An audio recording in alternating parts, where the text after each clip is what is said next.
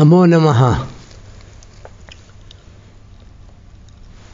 आज बुधवार दिनांक 31 जनवरी 2024 भारतीय तिथि अनुसार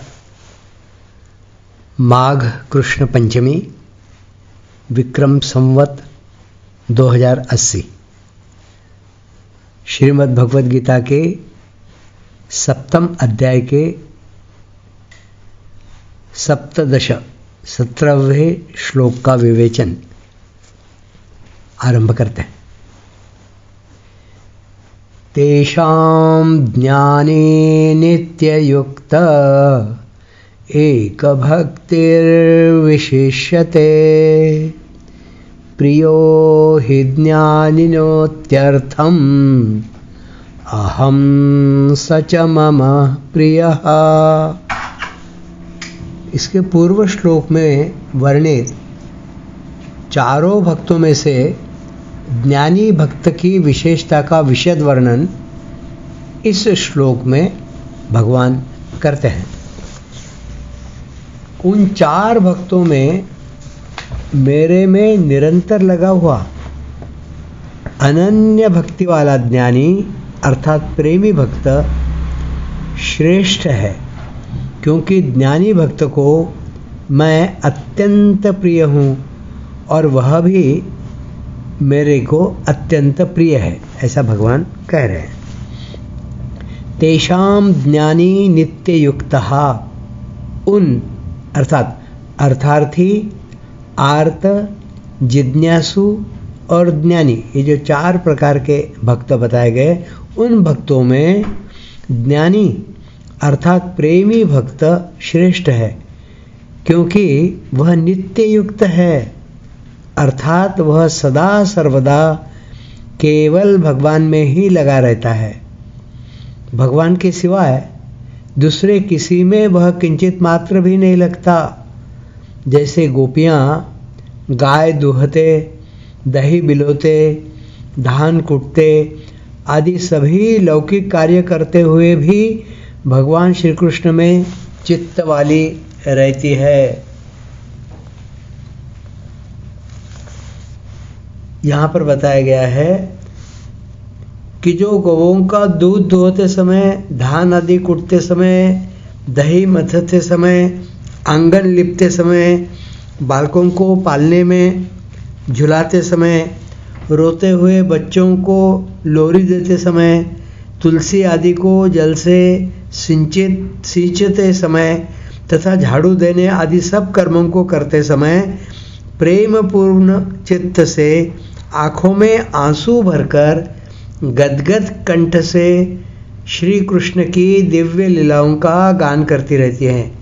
वे श्री कृष्ण में निरंतर चित्त लगाए रहने वाली व्रजवासिनी गोपियाँ धन्य है।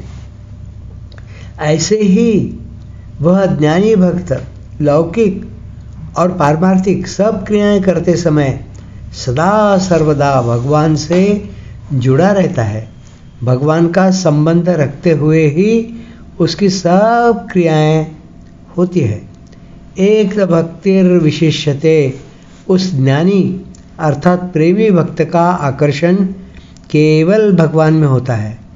उसकी अपनी कोई व्यक्तिगत इच्छा नहीं रहती, इसलिए वह श्रेष्ठ है। अर्थार्थी आदि भक्तों में पूर्व संस्कारों के कारण जब तक व्यक्तिगत इच्छाएं उत्पन्न होती रहती हैं तब तक उनकी एक भक्ति नहीं होती, अर्थात केवल भगवान में प्रेम नहीं होता। परंतु उन भक्तों में इन इच्छाओं को नष्ट करने का भाव भी होता रहता है और इच्छाओं के सर्वथा नष्ट होने पर सभी भक्त भगवान के प्रेमी और भगवान के प्रेमास्पद हो जाते हैं। वहाँ भक्त और भगवान में द्वैत का भाव न रहकर प्रेमाद्वैत, प्रेम में अद्वैत हो जाता है। ऐसे तो चारों भक्त भगवान में नित्य निरंतर लगे रहते हैं, परंतु तीन भक्तों के भीतर में कुछ न कुछ व्यक्तिगत इच्छा रहती है। जैसे अर्थार्थी भक्त अनुकूलता की इच्छा करते हैं। आर्त भक्त प्रतिकूलता को मिटाने की इच्छा करते हैं। और जिज्ञासु भक्त अपने स्वरूप को या भगवत तत्व को जानने की इच्छा करते हैं। ज्ञानी अर्थात प्रेमी भक्त में अपनी कोई इच्छा नहीं रहती, अतः वह एक भक्ति है। प्रियो हि ज्ञानिनोत्यर्थम अहम सच मम प्रियः। उस ज्ञानी प्रेमी भक्त को मैं अत्यंत प्यारा हूँ। उसमें अपनी किंचित मात्र भी इच्छा नहीं है, केवल मेरे में प्रेम है, इसलिए वह मेरे को अत्यंत प्यारा है। वास्तव में तो भगवान का अंश होने से सभी जीव स्वाभाविक ही भगवान को प्यारे हैं। भगवान के प्यार में कोई निजी स्वार्थ नहीं है।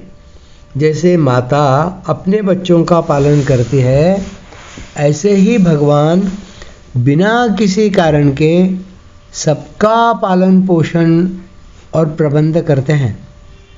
परंतु जो मनुष्य किसी कारण से भगवान के सम्मुख हो जाते हैं, उनकी उस सम्मुखता के कारण भगवान में उनके प्रति एक विशेष प्रियता हो जाती है।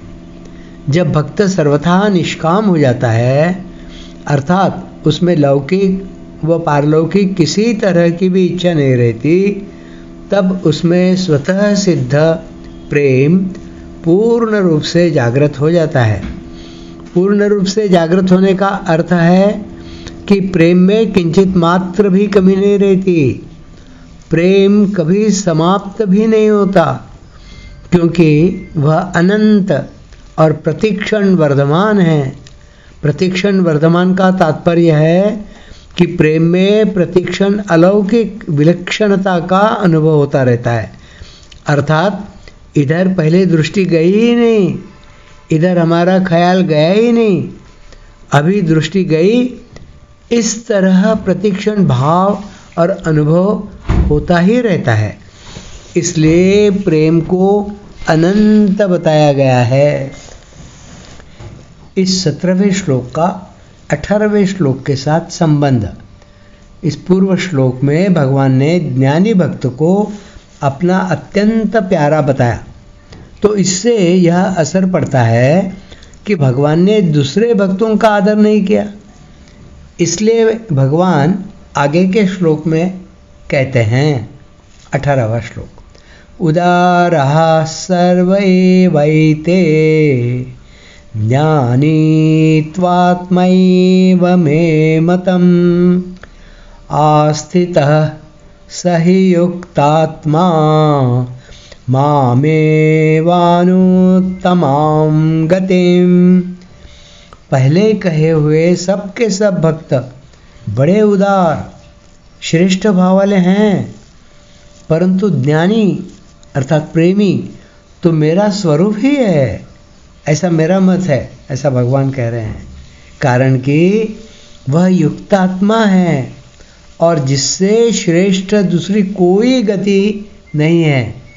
ऐसे मेरे में ही दृढ़ आस्था वाला है। उदारः सर्व एवैते, ये सब के सब भक्त उदार हैं, श्रेष्ठ भाव वाले हैं। भगवान ने यहाँ जो उदारः शब्द का प्रयोग किया है, उसमें कई विचित्र भाव हैं। जैसे एक, चौथे अध्याय के 11वें श्लोक में भगवान ने कहा है कि भक्त जिस प्रकार मेरे शरण होते हैं, उसी प्रकार मैं उनका भजन करता हूँ। भक्त भगवान को चाहते हैं और भगवान भक्त को चाहते हैं, परंतु इन दोनों में पहले भक्त ने ही संबंध जोड़ा है, और जो पहले संबंध जोड़ता है वह उदार होता है। तात्पर्य यह है कि भगवान संबंध जोड़े या न जोड़े, इसकी भक्त परवाह नहीं करता। वह तो अपनी तरफ से पहले संबंध जोड़ता है और अपने को समर्पित करता है, इसलिए वह उदार है। दूसरा, देवताओं के भक्त सकाम भाव से विधि पूर्वक यज्ञ, दान, तप आदि कर्म करते हैं तो देवताओं को उनकी कामना के अनुसार वह चीज़ देनी ही पड़ती है, क्योंकि देवता लोग उनका हित और अहित नहीं देखते। परंतु भगवान का भक्त अगर भगवान से कोई चीज़ मांगता है तो भगवान अगर उचित समझे तो वह चीज़ दे देते हैं, अर्थात देने से उसकी भक्ति बढ़ती हो तो दे देते हैं, और भक्ति न बढ़ती हो, संसार में फसावट होती हो तो नहीं देते। कारण कि भगवान परम पिता है और परम हितैषी है। तात्पर्य यह हुआ कि अपनी कामना की पूर्ति हो अथवा न हो तो भी वे भगवान का ही भजन करते हैं, भगवान के भजन को नहीं छोड़ते। यह उन भक्तों की उदारता ही है, प्रेमी भक्तों की। तीसरी बात, संसार के भोग और रुपए पैसे प्रत्यक्ष सुखदायी दिखते हैं और भगवान के भजन में प्रत्यक्ष जल्दी सुख नहीं दिखता। फिर भी संसार के प्रत्यक्ष सुख को छोड़कर, अर्थात भोग भोगने और संग्रह करने की लालसा को छोड़कर भगवान का भजन करते हैं। यह उन भक्तों की, ज्ञानी भक्तों की, प्रेमी भक्तों की उदारता ही है। चौथी बात, भगवान के दरबार में मांगने वालों को भी उदार कहा जाता है। यही दरबार दीन को आदर रीति सदा चली आई, विनय पत्रिका में आया। अर्थात कोई कुछ मांगता है, कोई धन चाहता है, कोई दुख दूर करना चाहता है, ऐसे मांगने वाले भक्तों को भी भगवान उदार कहते हैं। यह भगवान की विशेष उदारता ही है। पांचवी बात, भक्तों का लौकिक व पारलौकिक कामना पूर्ति के लिए अन्य की तरफ किंचित मात्र भी भाव नहीं जाता। वे केवल भगवान से ही कामना पूर्ति चाहते हैं। भक्तों का यह अनन्य भाव ही उनकी उदारता है। ज्ञानी त्वात्मैव मे मतम, यहाँ तू पद से ज्ञानी अर्थात प्रेमी भक्त की विलक्षणता बताई है कि दूसरे भक्त तो उदार हैं ही, पर ज्ञानी को उदार क्या कहे, वह तो मेरा स्वरूप ही है। स्वरूप में किसी निमित्त से, किसी कारण विशेष से प्रियता नहीं होती, प्रत्युत अपना स्वरूप होने से स्वतः स्वाभाविक प्रियता होती है। प्रेम में प्रेमी अपने आप को प्रेमास्पद पर न्यौछावर कर देता है, अर्थात प्रेमी अपनी सत्ता अलग नहीं मानता। ऐसे ही प्रेमास्पद भी स्वयं प्रेमी पर न्यौछावर हो जाते हैं। उनको इस प्रेमाद्वैत की विलक्षण अनुभूति होती है। ज्ञान मार्ग का जो अद्वैत भाव है वह नित्य निरंतर अखंड रूप से शांत सम रहता है, परंतु प्रेम का जो अद्वैत भाव है वह एक दूसरे की अभिन्नता का अनुभव कराता हुआ प्रतिक्षण वर्धमान रहता है। प्रेम का अद्वैत भाव एक होते हुए भी दो हैं और दो होते हुए भी एक है। इसलिए प्रेम तत्व अनिर्वचनीय है। शरीर के साथ सर्वथा अभिन्नता अर्थात एकता मानते हुए भी निरंतर भिन्नता बनी रहती है, और भिन्नता का अनुभव होने पर भी भिन्नता बनी रहती है।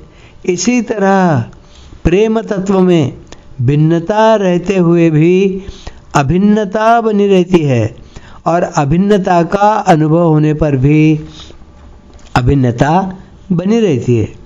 जैसे नदी समुद्र में प्रविष्ट होती है तो प्रविष्ट होते ही नदी और समुद्र के जल की एकता हो जाती है।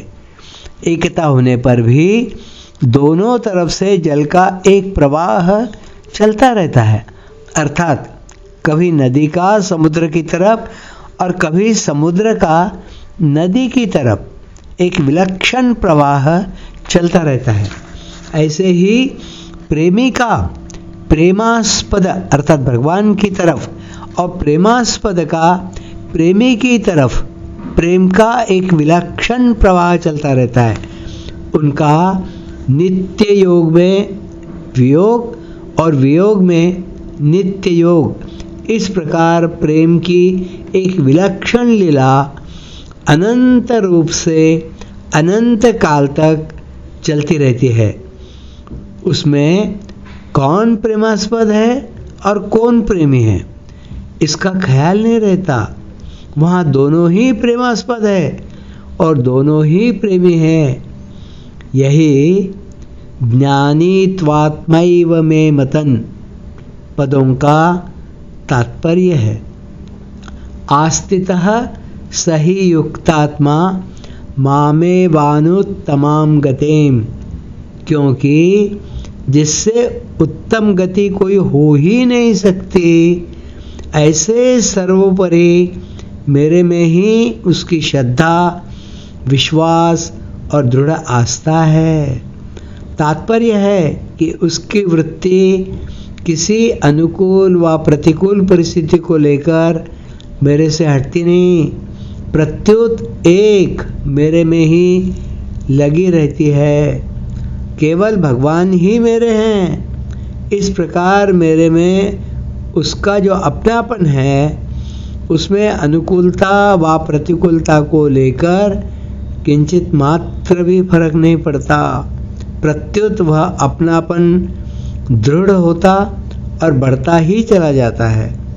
वह युक्तात्मा है, अर्थात वह किसी भी अवस्था में मेरे से अलग नहीं होता, प्रत्युत सदा मेरे से अभिन्न रहता है। आज यहीं पर समाप्त करते हैं, बाकी आगे बढ़ेंगे।